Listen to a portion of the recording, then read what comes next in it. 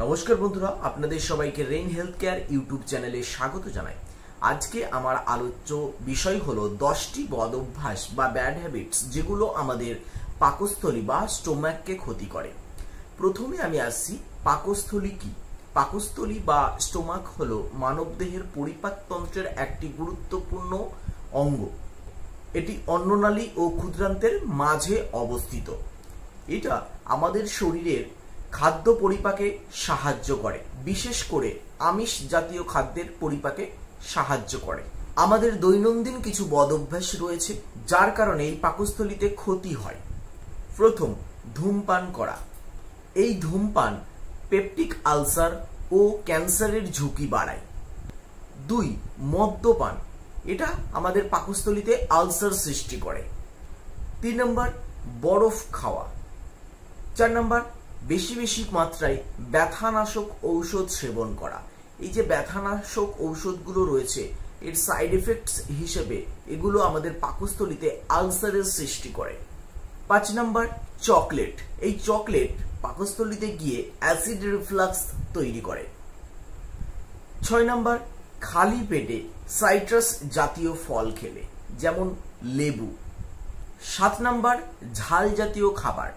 বেশি মাত্রায় যদি আপনি ঝাল জাতীয় খাবার খান, সেটা শুকনো লঙ্কা হতে পারে বা কাঁচা লঙ্কা হতে পারে, এগুলো যদি বেশি মাত্রায় গ্রহণ করেন তাহলে সেটা পাকস্থলীতে যে মিউকাস লেয়ার রয়েছে সেই মিউকাস লেয়ারের সমস্যা সৃষ্টি করে, ফলে গ্যাস্ট্রাইটিস, গ্যাস্ট্রিক আলসার ও অ্যাসিড রিফ্লাক্স তৈরি করে।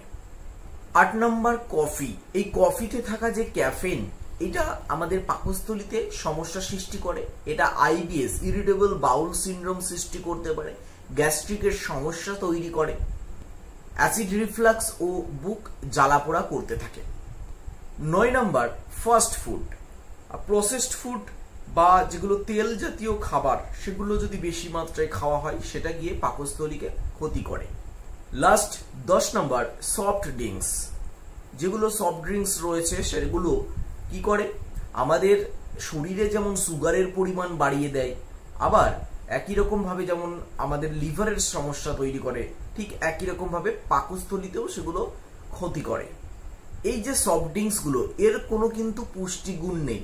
এগুলো আমাদের হাড়কেও দুর্বল করে তোলে এবং সাথে ডায়াবেটিসের ঝুঁকিও বাড়িয়ে দেয়। তো এই যে 10টি কারণ, এই বদ অভ্যাসগুলোর কারণেই, যেমন সফট ড্রিঙ্কস বেশি বেশি করে পান করা, প্রসেসড ফুড বা প্যাকেজিং ফুড খাওয়া, দেন মদ্যপান করা, ধূমপান করা, এইগুলো আমাদের পাকস্থলীকে ক্ষতি করে। আর একটা কারণ আমি এখানে বলে রাখবো, সেটা হচ্ছে খালি পেটে থাকা। আপনি যদি খালি পেটে থাকেন তাহলে পাকস্থলী থেকে যে অ্যাসিডগুলো বার হচ্ছে খাদ্য হজমের জন্য, হাইড্রোক্লোরিক অ্যাসিড, তো সেইগুলো গিয়ে পাকস্থলীর যে ইনার লেয়ার, সেই লেয়ারগুলোকে ক্ষত করতে থাকে, তার ফলে পাকস্থলীতে আলসারের সৃষ্টি হয়। তো এইগুলোই হলো পাকস্থলী ক্ষতির বদ অভ্যাস, যেগুলো আমাদেরকে অবশ্যই অ্যাভয়েড করে চলা উচিত। ধন্যবাদ।